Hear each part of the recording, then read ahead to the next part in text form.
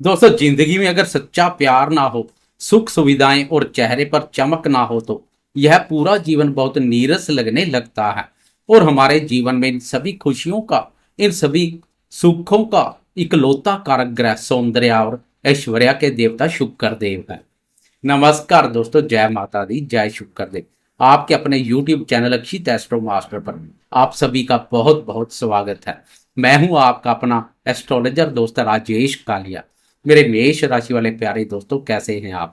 दोस्तों, आज हम बहुत ही शानदार और बेहद महत्वपूर्ण विषय पर बात करेंगे। ज्योतिष में शुक्र देव को भौतिक सुखों का, विलासता और धन का, प्रेम संबंधों का, कला और कर्षण का सबसे बड़ा और मुख्य कारक माना गया है। जिस इंसान पर शुक्र देव मेहरबान हो जाए, उसका जीवन किसी राजा या महाराजा से बिल्कुल भी कम नहीं होता है। और अब 4 जुलाई को ब्रह्मांड में शुक्र देव अपना बहुत ही महत्वपूर्ण और बड़ा राशि परिवर्तन करने जा रहे हैं। 4 जुलाई को शुक्र देव गोचर करते हुए सूर्य देव की सिंह राशि में प्रवेश करेंगे और जहां वह 1 अगस्त तक बड़ी ही शान से विराजमान रहने वाले हैं। मेष राशि वाले दोस्तों, आपके लिए यह गोचर बहुत ही ज्यादा खास और महत्वपूर्ण होने वाला है, क्योंकि शुक्र देव गोचर करते हुए आपकी जन्म कुंडली के पंचम भाव लक्ष्मी स्थान में आ रहे हैं। ज्योतिष शास्त्र में पंचम भाव हमारे प्रेम संबंधों का, हमारी कुशाग्र बुद्धि का, विद्या का, संतान सुख का और शेयर बाजार निवेश कार्यों का होता है। पंचम भाव में शुक्र देव का आना अपने आप में एक बहुत ही उत्तम और बेहद शानदार परिणाम देने वाली स्थिति है। लेकिन दोस्तों, यहाँ एक बहुत बड़ा पेच भी है। आपके इसी पंचम भाव में पहले से ही एक मायावी और छाया ग्रह केतु भी विराजमान है। और जब 4 जुलाई को शुक्र देव वहां पहुंचेंगे तो पंचम भाव में शुक्र और केतु का एक बहुत ही खास और विचित्र युति योग बहुत ही शक्तिशाली तरीके से बनेगा। एक अनुभवी ज्योतिषी होने के नाते मैं आपकी पिछली सभी परेशानियों को बहुत ही अच्छी तरह से समझ सकता हूँ। पिछले काफी लंबे समय से केतु महाराज ने आपके पंचम भाव में बैठकर आपके जीवन में एक तरह से बहुत सारा रायता फैलाया हुआ था। केतु ने आपकी बुद्धि को पूरी तरह भ्रमित कर रखा था। जो दोस्त किसी प्रेम प्रसंग में थे, उनके सुंदर रिश्ते में बेवजह का शक और गलतफहमी बहुत ज्यादा बढ़ गई थी। बात बात पर झगड़े और ब्रेकअप तक की नौबत आपके जीवन में आ गई थी। शेयर बाजार और ट्रेडिंग में आपके गलत फैसलों ने आपको भारी आर्थिक नुकसान झेलने पर मजबूर किया होगा।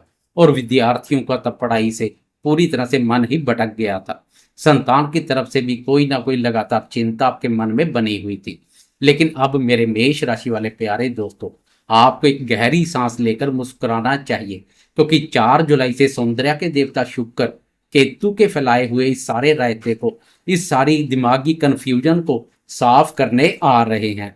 शुक्र अपनी सौम्यता और अपनी अपार शुभता से पंचम भाव की सारी नकारात्मकता को पूरी तरह से धोकर रख देंगे। आपकी मुरझाई हुई लव लाइफ में अब फिर से एक नई जान और एक नया रोमांस आएगा। जो रिश्ते टूटने की बिल्कुल कगार पर थे, वह अब फिर से बहुत मजबूती से जुड़ जाएंगे। आपके और आपके प्रेमी के बीच सच्चा प्यार और विश्वास दोबारा कायम होगा। विद्यार्थियों के लिए तो यह समय एक नई ऊर्जा और नया फोकस लेकर आएगा।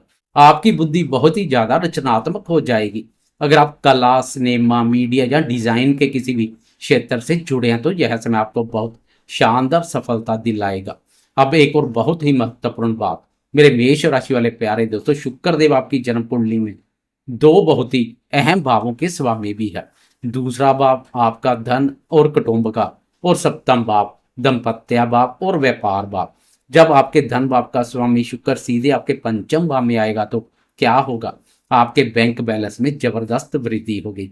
शेयर बाजार या पुराने निवेश से आपको अचानक बहुत मोटा पैसा मिल सकता है। यहाँ केतु आपको सिर्फ नुकसान दे रहे थे, अब शुक्र के आने से आपकी समझदारी बढ़ेगी और आपके फैसले आपको बड़ा लाभ करवाएंगे। पिछले समय से लक्ष्मी माँ की नाराजगी के पात्र बने हुए थे, लेकिन अब शुक्र के आने से लक्ष्मी माँ की प्रसन्नता के पात्र बनेंगे। परिवार और कुटुंब में हंसी खुशी का माहौल रहेगा और आपकी वाणी में गजब की मिठास आएगी, जिससे लोग आपकी तरफ बहुत आकर्षित होंगे।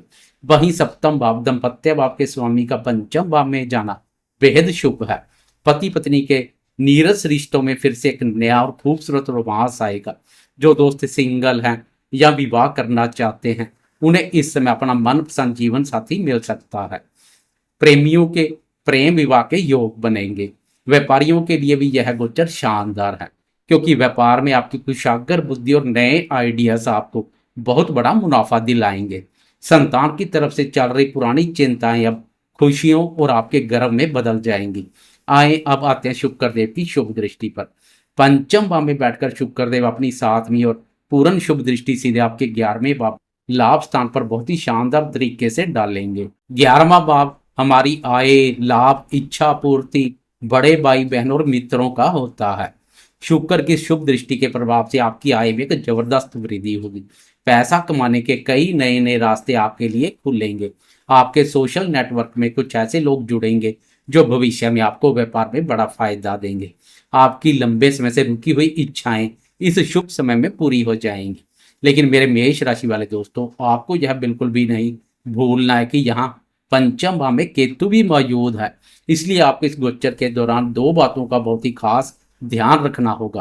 पहली बात, अपने प्रेम संबंधों में अत्यधिक दिखावा करने से बिल्कुल बचें। अपने प्यार को लेकर किसी तीसरे इंसान पर आंख मूंद कर भरोसा करने की गलती ना करें। दूसरी बात, शेयर बाजार में अचानक लालच में आकर कोई भी बहुत बड़ा और अंधा जोखिम ना लें। अपनी बुद्धि और ज्ञान का सही इस्तेमाल करें। इस गोचर का पूरा शुभ फल उठाने के लिए और केतु के प्रभाव को कम करने के लिए शुक्रवार को छोटी कन्याओं को सफेद मिठाई या खीर जरूर बांटें। रोजाना अच्छे परफ्यूम या इत्र का इस्तेमाल करें और मौका मिलने पर गाय को हरा चारा खिलाएं। वीडियो को लाइक और शेयर जरूर करें। कमेंट बॉक्स में जय माता दी या जय शुक्रदेव जरूर लिखें। मैं हूं आपका अपना दोस्त राजेश कालिया। जल्द मिलता हूं अगली वीडियो में। तब तक के लिए खुश रहें, मस्त रहें और सकारात्मक बने रहें। जय माता दी।